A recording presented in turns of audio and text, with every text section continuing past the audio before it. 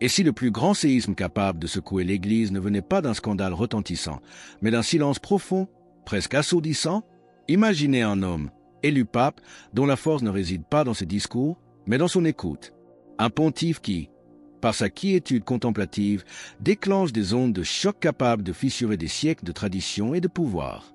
C'est l'histoire d'une révolution spirituelle menée non pas avec des mots, mais avec un silence qui exige une conversion radicale. Le pontificat du pape Léon XIV avait commencé comme une mélodie à peine audible, une force transformatrice qui œuvrait dans les recoins de l'âme de l'Église, loin des gros titres. Sa méthode, déconcertante de simplicité, consistait à parler peu et à écouter intensément, prenant des décisions avec une lenteur réfléchie qui, paradoxalement, provoquait des secousses sismiques. Dans les semaines qui ont précédé ce qui allait être connu comme le Grand Décret, les signes d'un tremblement de terre spirituel imminent se multipliaient. Des actions, certaines visibles, d'autres presque imperceptibles pour le monde, indiquaient que le pape ne se contentait pas d'ajuster le cap, mais qu'il redessinait la carte même de la navigation ecclésiale. Ces choix n'étaient pas scandaleux au sens mondain, mais leur clarté était si tranchante qu'elle en devenait dérangeante. Il ne cherchait ni l'équilibre diplomatique, ni l'approbation universelle. Son unique but était de conduire l'Église vers un point de non-retour, loin de toute ambiguïté, ce qui, inévitablement, créait des tensions grandissantes. Comme petit merci de nous rejoindre aujourd'hui, nous offrons un moment de bénédiction partagée. Commentez avec le mot « foi » si vous êtes ouvert à recevoir une pensée finale spéciale, dédiée à tous ceux qui participent. Et s'il vous plaît, appuyez sur « j'aime » si vous appréciez ce moment. Ces premières nominations étaient déjà une déclaration d'intention. Des pasteurs au profil discret, connus pour leur profonde vie intérieure et leur rigueur, au détriment de figures médiatiques. Pour certains, c'était une bouffée d'espoir. Pour d'autres, enracinés dans des structures de pouvoir bien établies, cela sonnait comme une menace voilée, le prélude à une rupture avec un confort léthargique. Restez bien avec nous, car au fur et à mesure que notre histoire se déroule, nous découvrirons une perspective sur les fondements du pouvoir au sein du Vatican qui pourrait vraiment vous surprendre. Son refus d'habiter le palais apostolique, s'aimait célébrer sans le faste des caméras, la réorganisation silencieuse des départements du Vatican. Tout cela n'était qu'un début. Le pape avait placé un évêque africain, connu pour sa vie contemplative et des années de service dans une communauté rurale sans électricité, à la tête de la formation des futurs prêtres. Le message était sans équivoque, l'Église n'avait pas besoin de gestionnaires efficaces, mais de saints enflammés. Le pape ne cherche pas l'efficacité, il cherche le feu, confié à un cardinal proche. Il veut savoir où l'esprit brûle encore, et à partir de là, tout reconstruire. C'était une taille spirituelle, douloureuse mais vitale, qui était en cours. Le silence qui régnait au Vatican n'était pas celui de la paix, mais celui qui précède l'orage. Un décret se préparait dans l'ombre, une décision qui allait transformer ce séisme silencieux en une tempête dévastatrice et visible par tous. Puis, le décret tomba, sans avertissement, sans les consultations protocolaires qui auraient pu adoucir le choc. Le pape Léon XIV promulgua le Decretum de Purificatione Servitio, le décret de purification et de service. Ce n'était pas un long document, mais chaque mot, rédigé de la propre main du pape, portait un poids qui semblait écraser des décennies de coutumes et de privilèges. Le texte n'était plus qu'une simple réforme administrative. C'était une convocation à une conversion radicale. S'appuyant sur les Écritures, il semblait faire écho aux paroles du Christ chassant les marchands du temple, comme il est écrit en Marc 11h17. N'est-il pas écrit « Ma maison sera appelée une maison de prière pour toutes les nations » Mais vous en avez fait une caverne de voleurs. C'est dans cet esprit que le décret imposait, avec effet immédiat, des mesures d'une radicalité inouïe. Premièrement, une retraite spirituelle annuelle de 30 jours en silence absolu devenait obligatoire pour tous les cardinaux, évêques et prêtres servant au Vatican, à effectuer dans des monastères désignés, loin de l'agitation de Rome. Deuxièmement, la renonciation à tous les titres honorifiques qui ne correspondaient pas à une fonction pastorale directe et l'abolition des appartements et bénéfices jugés excessifs, incompatibles avec un témoignage de pauvreté. Ces espaces somptueux devaient être convertis pour accueillir des pèlerins pauvres. Troisièmement, une révision complète de toutes les nominations, avec une période de discernement spirituel de 6 mois pour tout nouveau poste et une réévaluation des postes existants basés non sur l'ancienneté, mais sur une vie de prière et de zèle pastoral avéré. Quatrièmement, la suspension de grands événements et congrès au Vatican sans vocation strictement évangélique ou caritative, les fonds étant redirigés vers les diocèses les plus nécessiteux. Enfin, l'exigence pour chaque clerc de la curie de consacrer un jour par semaine au service direct des pauvres de manière anonyme. L'impact fut instantané et dévastateur. Le Vatican, habitué aux changements graduels et aux intrigues feutrées, fut traversé par une onde de choc. Ce n'était pas une série de règles, c'était la démolition de la logique même du pouvoir. Dans les premiers jours, un silence stupéfait s'installa. Beaucoup lisaient et relisaient le texte, incrédules. Le pape pouvait-il être sérieux? La réponse vint de sa propre conduite inébranlable, de son dépouillement personnel intensifié. Il n'y avait aucune place pour le doute. Alors, la rébellion commença.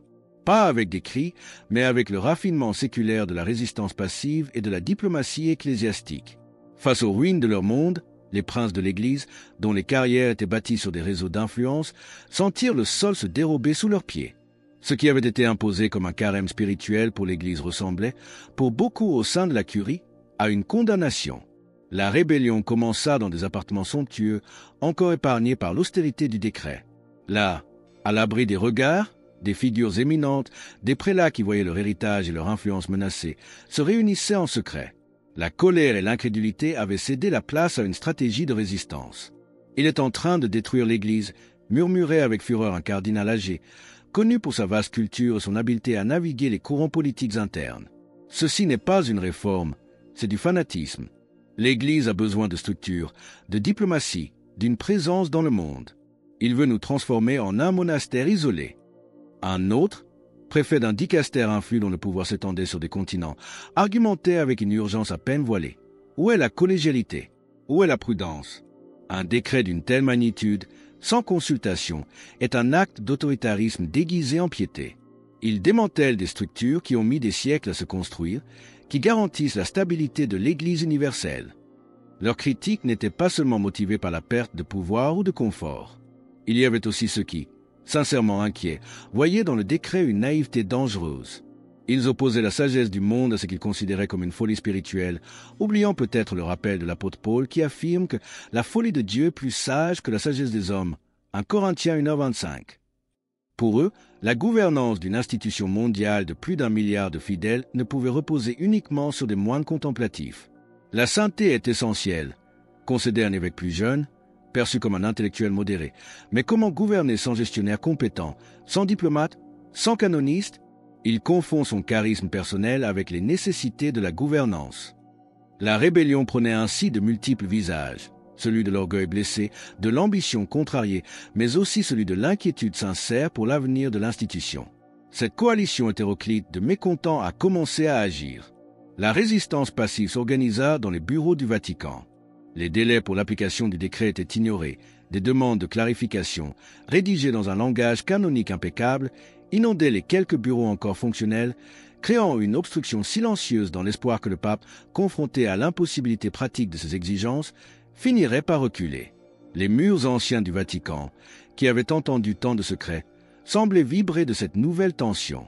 Mais cette résistance silencieuse ne suffisait plus à contenir la fureur. La rébellion avait besoin d'une voix plus forte, d'une arme capable de porter le conflit au-delà des murs du Vatican. Bientôt, les murmures des salons feutrés allaient chercher l'écho des médias du monde entier. La guerre des murmures se transforma en une guerre de mots. La rébellion, frustrée par l'impassibilité du pape, choisit une nouvelle arme, la presse.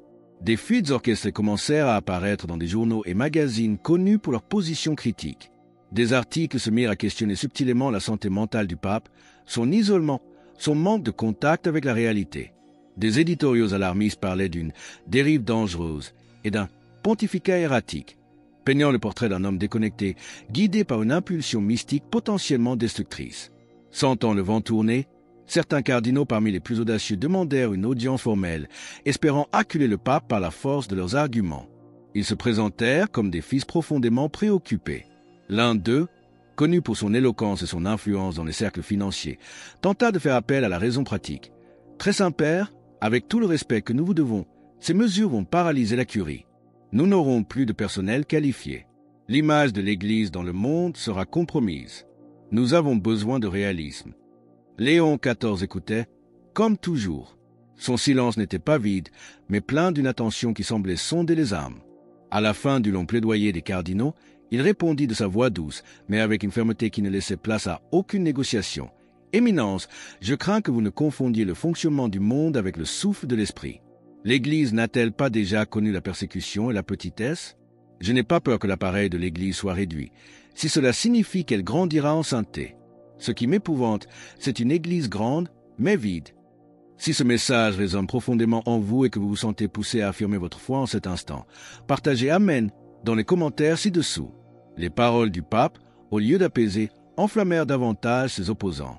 Il ne cédera pas. Il est inflexible, disait-il dans leur réunion secrète. Il ne comprenait pas que sa force ne venait pas de l'obstination, mais d'une confiance profonde dans le processus spirituel qu'il avait enclenché.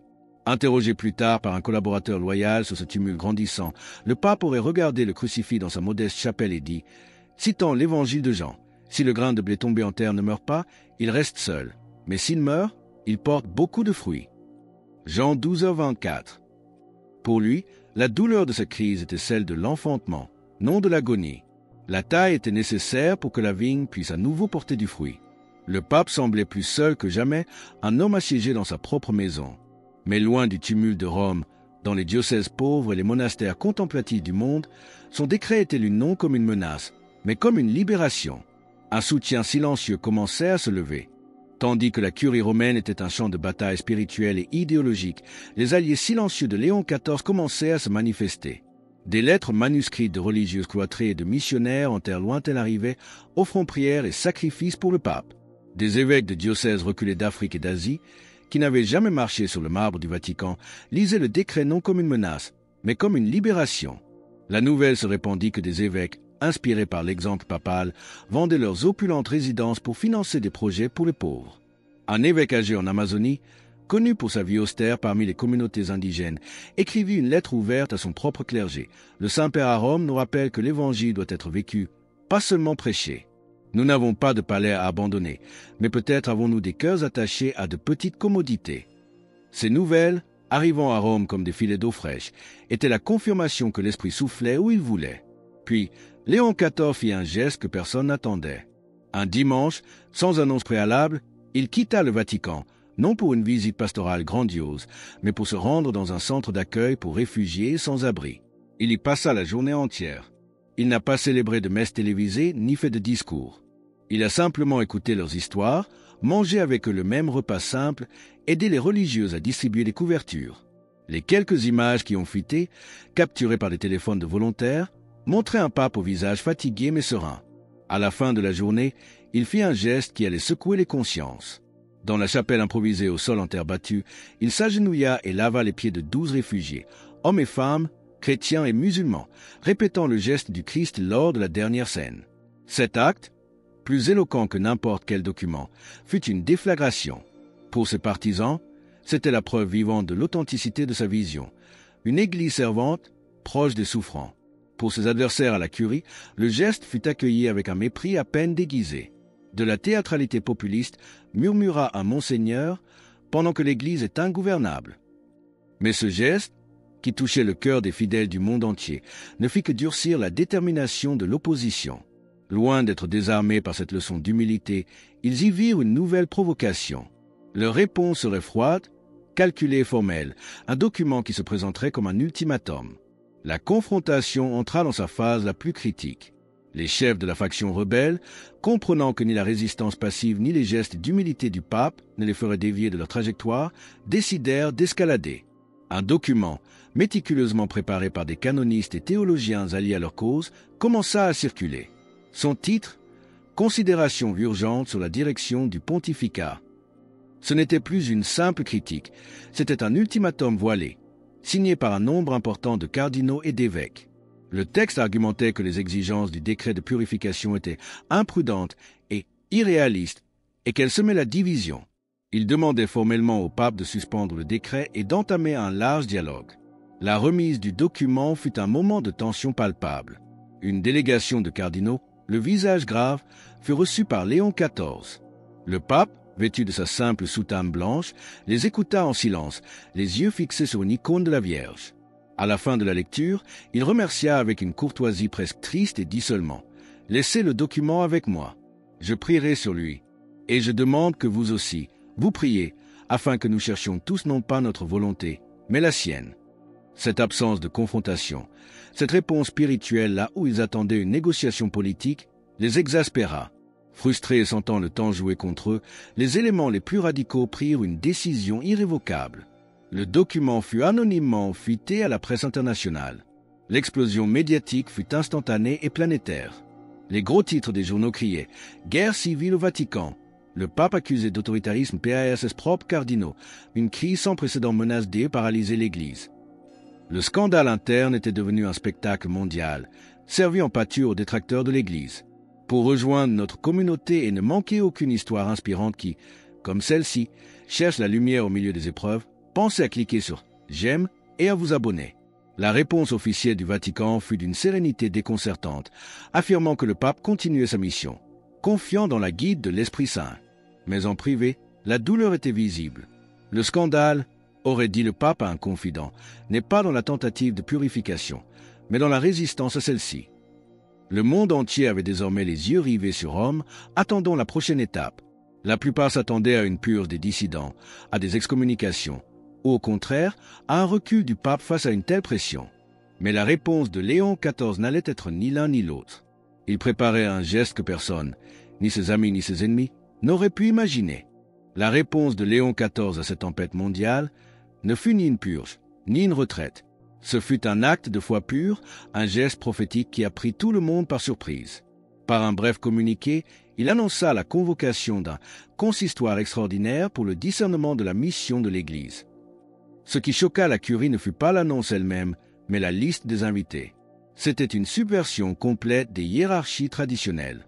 Oui, quelques chefs de dicastère étaient invités, mais l'écrasante majorité des participants étaient composés de figures qui n'avaient jamais eu voix au chapitre. Des évêques de petits diocèses d'Asie et d'Afrique, des supérieurs d'ordre contemplatif, des laïcs reconnus pour leur vie de sainteté discrète.